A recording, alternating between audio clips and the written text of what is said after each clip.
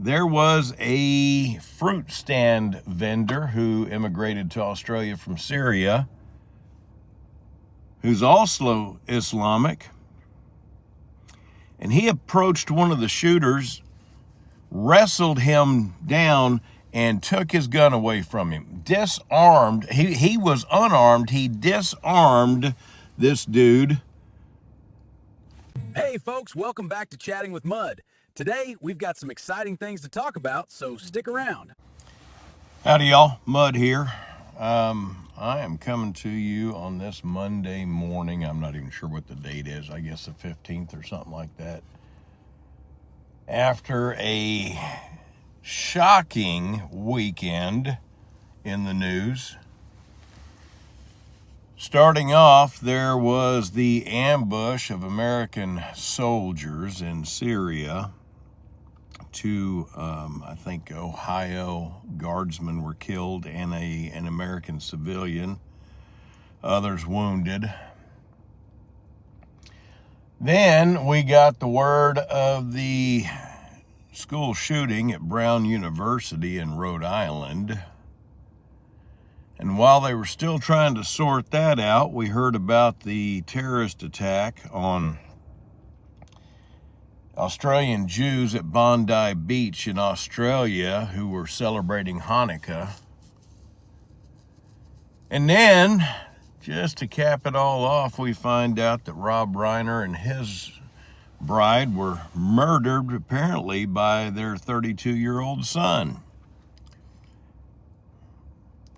A lot of tragedy in the news, a lot of death. Going back to the National Guardsmen that were killed in Syria, I, like a lot of other Americans, are wondering what in the heck we're doing with why do we have American service personnel in Syria of all places? I understand it was to do surveillance and to try and keep a track of terrorists, but is it worth it? I think we only have like 1,000 troops over there, and these were National Guardsmen. These are folks that signed up to do 1 weekend a month and 2 weeks a year. And then the shooter at Brown University is a really interesting case. They arrested somebody, a person of interest, which they very quickly released. Apparently they had the wrong guy. The guy that they arrested was a military veteran who was staying at a hotel near the airport, and some news media even released his picture and his name, so if he's smart, he is going to be a multimillionaire pretty soon. Kind of reminds me of the, I can't remember his name now, Jewel, 1996 Olympic bombing, and everybody was convinced it was that security guard, last name of Jewel. He was raked through the mud. He was accused. He was just dragged through the streets, metaphorically speaking. It turned out that he wasn't the bomber. It was a fellow by the name of Eric Rudolph. So whoever this kid was that got arrested, he could have a payday coming. Another interesting thing about the shooting on the college campus there at Brown is that there are over 800 surveillance cameras on that campus as a whole, but there were none in the hallway or the classroom where the shooting took place. That just seems odd to me. Then you go down to Australia. You got two Islamic terrorists, a father and a son. The apple doesn't fall far from the tree, right? Or I guess the fig, or however you want to put that. They just decided they were going to open up on a group of people at the beach celebrating a holiday that they don't agree with. Now, there's a couple of things about that story that are just fascinating to me. Number one, Australia has the tightest gun laws probably in all of the world, and yet these two Islamists were able to get their hands on guns. I'm curious about that, aren't you? And then there was a fruit stand vendor who immigrated to Australia from Syria, who's also Islamic, and he approached one of the shooters, wrestled him down, and took his gun away from him. Disarmed. He was unarmed. He disarmed this dude. That was impressive. That was heroic. Absolutely heroic. And then Rob Reiner and his bride. You know, it's one thing to be betrayed. It's one thing to suffer at the hands of a stranger or a terrorist or a mass shooter or a government or anything else. But when it's your own child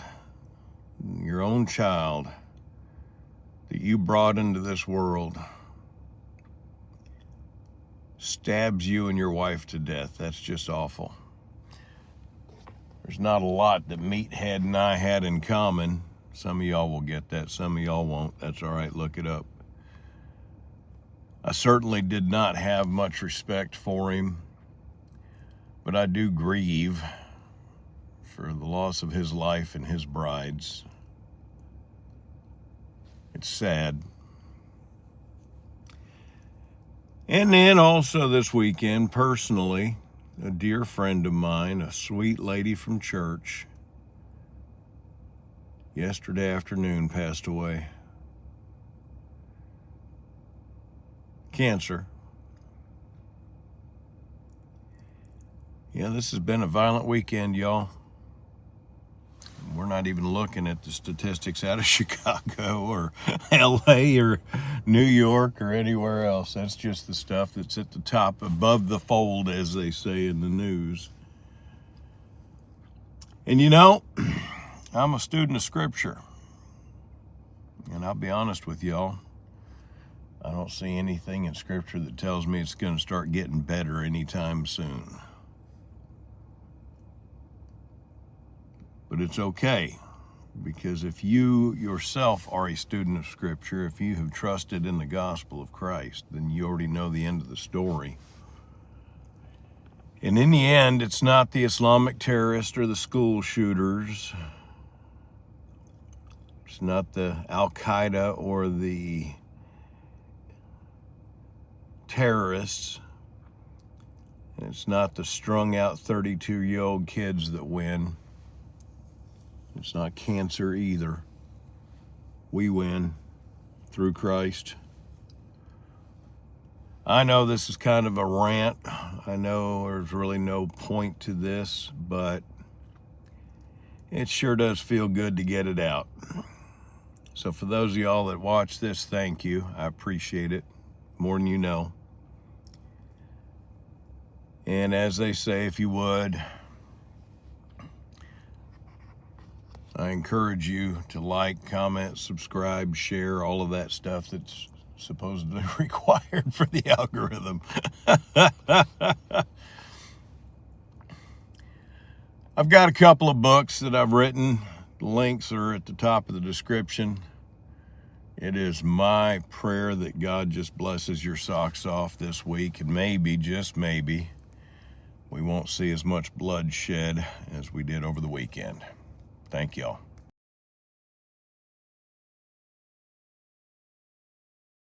Thank you for chatting with Mud. If you enjoyed it, then click on this video and be sure to subscribe so you don't miss upcoming episodes.